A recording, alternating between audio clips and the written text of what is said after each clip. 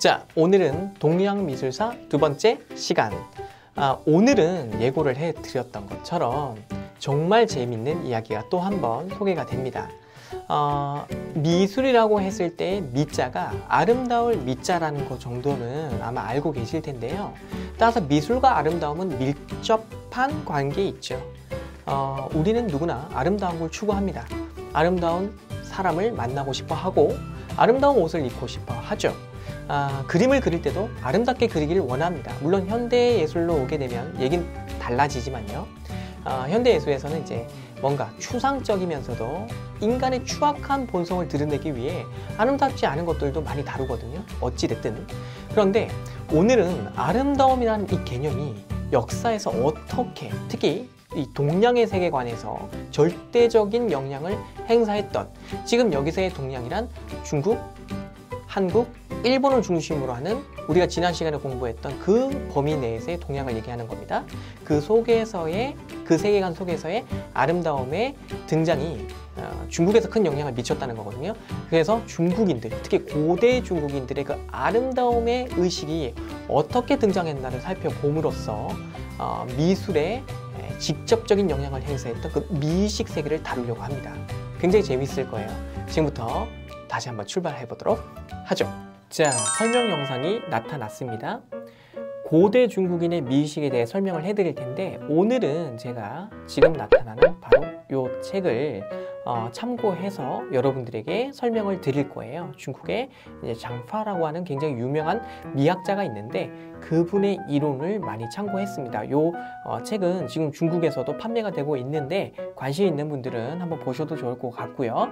자, 제가 이제 풀어서 설명을 좀 드릴 거고, 이 책에 기반하면서도 여러 가지 다른 지식들을 첨가해서 설명을 해드릴 테니까 참고해서 따라와 주시면 될 것 같습니다.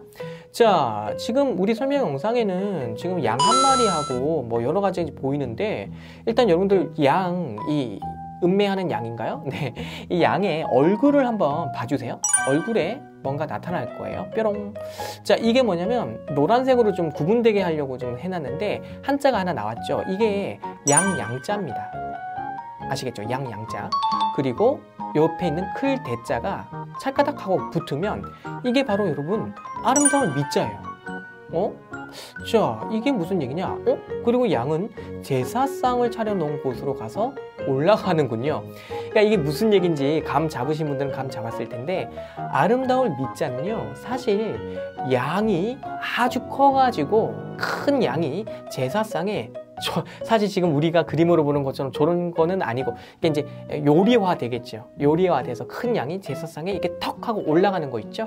그게 바로 아름다울 미의 원천이라는 거죠. 와, 이렇게 놓고 보면 굉장히 지금 그러면 아름다움이 큰 양이 큰 거에서 왔다는 건가? 이렇게 생각하실 수 있는데, 제사와 관계가 있었기 때문입니다. 지금 한자를 3개를 더 보여드리고 있는데요. 위에 있는 한자 같은 경우는 오를 의자, 그리고 중간에 있는 한자 같은 경우는 저거는 이제 착할 선자, 그리고 밑에 있는 건 이제 길상이라 그래가지고 이제 좋은 의미를 가지고 있는데, 따로 제가 말씀드리지 않아도 어느 부분이 다 양을 뜻하는 글자인지 노란색 부분의 글자랑 일치하는 부분들 찾을 수 있겠죠. 이게 전부 다 뭐냐면 옛날엔 양이 좋은 걸 뜻했다는 거예요. 좋은 말을 쓰는 것에 다 붙어 있잖아요. 오를 의자, 이런 거 좋은 거잖아요. 근데 옛날에는 뭐든지 제사를 드려서 신께 국가의 큰 주요한 사건들을 물어보고 옳은 것과 그른 것을 구분했기 때문에 이 양고기를 갖다 받쳐놓고 제사를 드리면서 물었다는 거죠. 이제 좀 이해가 되시죠? 근데 왜 하필이면 양이냐? 옛날 중국인들이 가축화, 그러니까 야생동물을 이렇게 가축화해서 키우는데 가장 손쉬웠던 동물 중에 하나가 양이었기 때문입니다. 그래서 이른 시기부터 양을 잡아놓고 제사를 드렸던 거고요. 이왕이면 살코기가 많은 큰 양이 제사 드리기에 좋은 양이라서 아름다운 양으로 불렸다는 거죠. 이해가 좀 되시나요? 네. 그래서 정리를 하자면 제사, 아름다움, 그리고 취미, 이렇게 놓고 봤을 때요, 여러분, 오늘날에는 아름다움이라는 개념이 취미로 쓰이지만, 취미잖아요. 저 여자 예쁜데 저 남자 잘생겼는데, 아름다운 개념은 이게 취미로 쓰이지만 옛날에는 제사 개념과 밀접했다. 그래서 이렇게 제사는 아름다움과 밀접한 관계에 동그라미가 쳐져 있죠. 저렇게 연결되어 있었던 것인데 요게 오늘날은 요렇게 연두색 동그라미, 즉 취미와 연결되면서 발전해 왔다.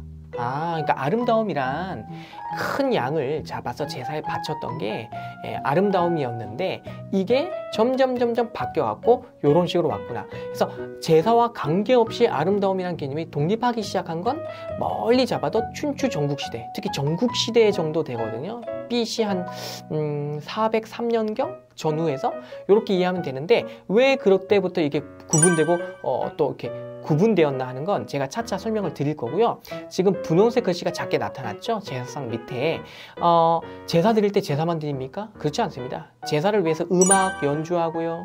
그 다음에 거기서 각종 춤을 추면서 제사를 드리게 되고요. 여러 가지 기물들, 제사, 신이 좋아할 만한 조각상들, 그리고 그림까지 이렇게 배치시키기 때문에 옛날 제사가 종합예술장이었다는 거죠.